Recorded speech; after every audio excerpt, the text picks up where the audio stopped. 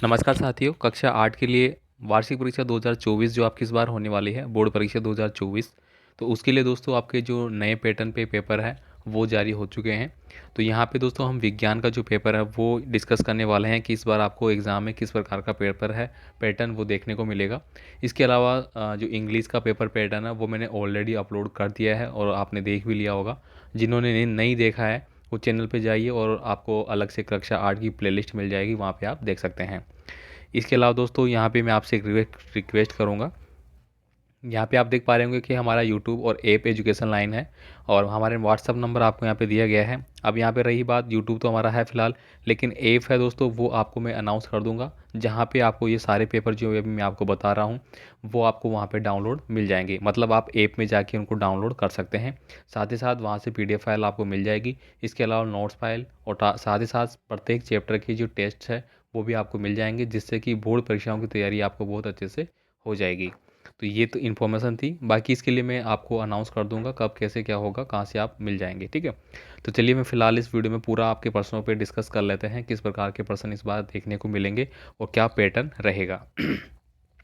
यहाँ पे दोस्तों अगर मैं बात करूँ ऑब्जेक्टिव टाइप के क्वेश्चन हो गए, उनमें आपको 1 से लेकर 6 तक है, वो ऑब्जेक्टिव टाइप के क्वेश्चन दिए गए हैं। तो 1 से 6 तक भी हो सकते हैं, 1 से 7 तक भी हो सकते हैं, अलग अलग सब्जेक्ट के अकॉर्डिंग, है ना। आपको पता है कि जो आपका बोर्ड एग्ज़ाम होता है उसमें आपका पूरा सिलेबस है वो आता है, ये आप ध्यान में रखना। हाफ ईयरली में फिर भी आधा आता है, लेकिन बोर्ड में आपका पूरा आएगा। और जैसे ही हाफ ईयरली ख़त्म होती है उसके बाद आपके बोर्ड की तैयारियों के लिए आपका जो मैं बता रहा हूँ वो सभी के सॉल्यूशन के साथ हम लगातार तैयारी करते रहेंगे, जिससे कि बोर्ड परीक्षाओं में आपको अच्छे अंक मिल जाएंगे। अब यहाँ पे हम बात कर लेते हैं, पहला क्वेश्चन था आपका, अक्षय प्राकृतिक संसाधन कौन सा है। तो यहाँ पे देखिए आप देख पाएंगे अलग अलग ऑप्शन आपको दिए गए हैं, इनमें से आपको टिक करना है। फिलहाल हम आंसर की बात नहीं करेंगे, अगर आपको पता है तो आप कमेंट कर देना, लेकिन हमें देखना है कि पेपर का पैटर्न है वो कैसा रहेगा, इसलिए आप एंड तक ज़रूर देखना। यहाँ पे देखिए स्त्रियों में निषेचन होता है, ये पार्ट आपको ऑलरेडी है, यानी कि नर और मादा जनन, ठीक है, यानी कि पुरुषों में या फिर अपन बोल सकते हैं मानव जनन जो तंत्र है उनके बारे में, ठीक है। तो ये आप बता सकते हैं, इसके बारे में हमने पहले बात करा था, जो डिम्ब वाहिनियाँ है उसमें होता है। थायराइड ग्रंथि से स्रावित जो हार्मोन है वो कौन सा हो जाएगा यहाँ पे, ठीक है। इसके बाद देखिए मैग्नीशियम जलकर क्या बनाता है। भूकंपों का मापन रिएक्टर पैमाने पर 8 होता है तो वो होते हैं दोस्तों, अगर 7 से ज़्यादा हो जाते हैं तो वो क्या हो जाते हैं, बहुत भारी हो जाते हैं। मध्यम नहीं होंगे वो, हल्के भी नहीं होंगे, भीषण हो जाते हैं वो, ठीक है। अब यहाँ पे देखिए हमारे नेत्र का भाग नहीं है, तो देखिए दर्पण, लेंस, परितालिका, कॉर्निया। तो दर्पण नहीं है, लेंस होता है, परितालिका होती है, कॉर्निया होती है, ठीक है। यहाँ पे देखिए फिर आएगा आपको अतिलघुतात्मक प्रश्न। यहाँ पे आपके 7 से 11-12 नंबर तक क्वेश्चन आपके रहेंगे, जिनमें कि आपको सभी जो चैप्टर आपके उनमें से कुछ पर्सन रहेंगे जो सिलेक्टेड करेगी बोर्ड, जैसे कि यहाँ पे किया गया है। अब यहाँ पे देखिए यौवन आरंभ क्या है, यानी कि दोस्तों जो किशोर अवस्था होती है हमारी, यानी कि 12 वर्ष से लेके 18 वर्ष तक की आयु, वही हमारी क्या होती है, यौवन आरंभ अवस्था होती है। यानी कि आप भी अभी 12 वर्ष से ऊपर होंगे, ठीक है, तो आपकी जो अवस्था है वो इस अवस्था में आ जाएगी, ठीक है।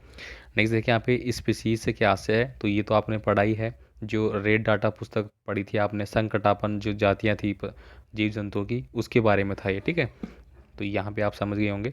इसके बाद देखिए विद्युत द्वारा लगी आग बुझाने के लिए किस प्रकार के अग्निशमन का उपयोग है वो किया जाता है यहाँ पे, ठीक है। तो ये भी आप जानते ही होंगे। इसके बाद देखिए विद्युत दर्शी को किस विधि द्वारा आवेशित किया जाता है। फसल चक्र को आपको समझाना है, ये आप बता सकते हैं। फसल चक्र मतलब क्या होता है कि एक बार हमने गेहूं की फसल करी, फिर हमने जौ की करी, फिर हमने बाजरे की करी, फिर हमने किसी और की करी। तो यहाँ पे फसल चक्र जो चलता रहता है उसको आपको समझाना होगा। फिर आपके आ जाते हैं लघुतात्मक प्रश्न, ठीक है। इनकी भी सीमा होती है कि आपको कैसे कैसे आंसर करना होता है। ये आपके एक एक नंबर के हैं, 4 देने हैं आपको, सही गलत का आंसर आपको टिक करना होगा। यहाँ पे देखिए उर्वरक से मिट्टी का गठन सुधर जाता है, दही में अनेक सूक्ष्म जीव पाए जाते हैं, तो ये बात बिल्कुल सही है, ठीक है। इसके बाद देखिए यहाँ पे अगला है, कोयला एक जीवाश्म ईंधन नहीं है, तो बिल्कुल गलत बात है, ये जीवाश्म ईंधन के अंतर्गत आता है। दहन के लिए वायु में कार्बन डाइऑक्साइड होना आवश्यक है, तो बिल्कुल गलत है। ऑक्सीजन का होना मतलब इंपॉर्टेंट है, ऑक्सीजन होगी तो ही जलेगी कोई चीज़। इसके बाद देखिए फिर आपको जो अलग क्वेश्चन होंगे जो रिक्त स्थान वाले, उसमें क्या करेंगे कि आपको यहाँ पे कुछ दे दिए जाएंगे चीज़ें, ठीक है। उन्हीं में से छांटते हुए आपको इस प्रकार से प्रश्न पूछे जाएंगे जिनमें आपको बढ़ना होगा। जैसे कि पुस्तक में यहाँ पे देखिए स्पीसीज संकटापन स्पीसीज का रिकॉर्ड रखा जाता है, तो किस में रखा जाता है, जैसे अब मैंने बात करी थी फिर रेड डाटा पुस्तक में। प्रवासी पक्षी सुदूर क्षेत्रों से परिवर्तन के कारण पलायन करते हैं, तो कौन सा परिवर्तन, जलवायु परिवर्तन।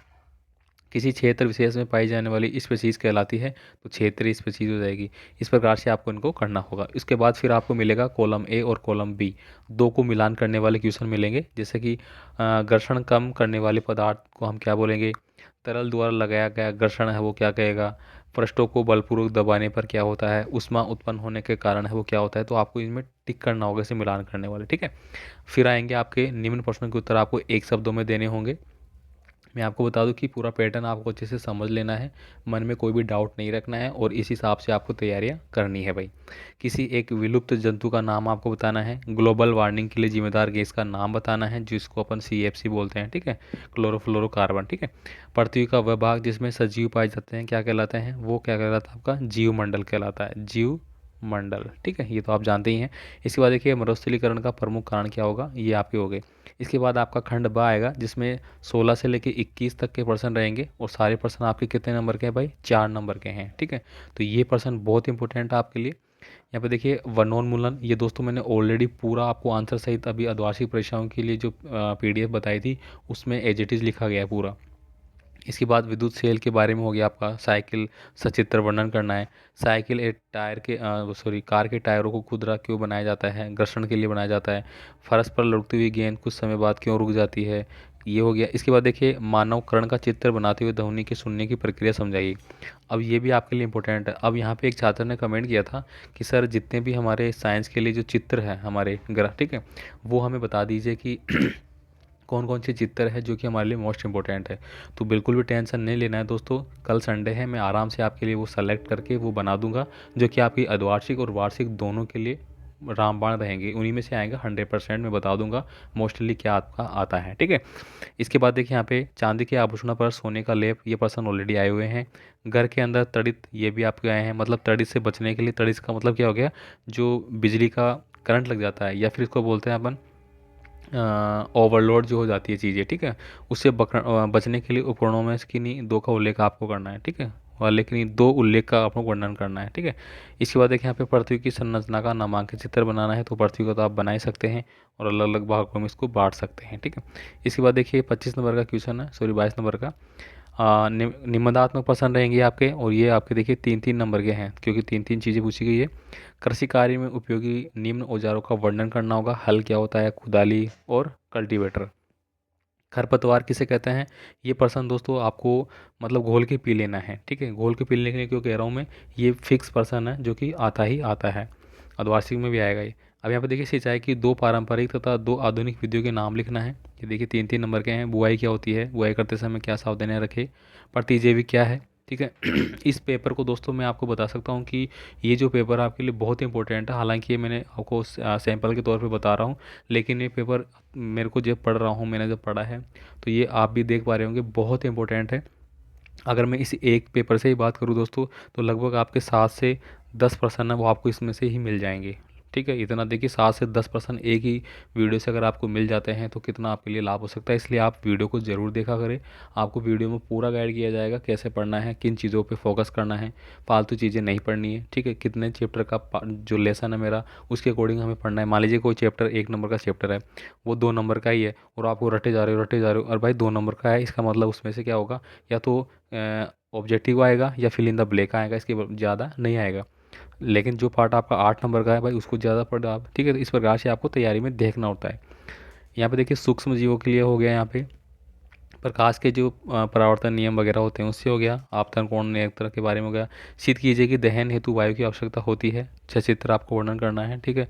तो ये बनाना है आपको। आदर्श ईंधन क्या कहते हैं, विद्युत उपकरणों की आग बुझाने के लिए अग्निशमन, ये देखिए ऊपर भी आया था फिर से आ गया। तो इस प्रकार का पेपर आपको देखने को मिलने वाला है। बाकी मैं फिर से रिक्वेस्ट करूँगा कि हमारा जो ऐप है वो बहुत जल्द आपको मिलने वाला है, ठीक है। जैसे आप अर्धवार्षिक परीक्षाओं से फ्री होते हैं मैं अनाउंस कर दूंगा और आपको वहाँ पे मिल जाएगा, तो सभी को डाउनलोड कर लेना है। वहाँ पे पेपर आपको 100% मिल जाएंगे, नोट्स मिल जाएंगे और प्रीवियस ईयर पेपर भी मिल जाएंगे, सभी आपको अपने क्लास के हिसाब से मिल जाएंगे, ठीक है। बाकी आपसे रिक्वेस्ट रहेगी कि इसको ज़्यादा से ज़्यादा अपने दोस्तों को भी शेयर ज़रूर करवाना है जिससे कि सभी को लाभ मिल सके।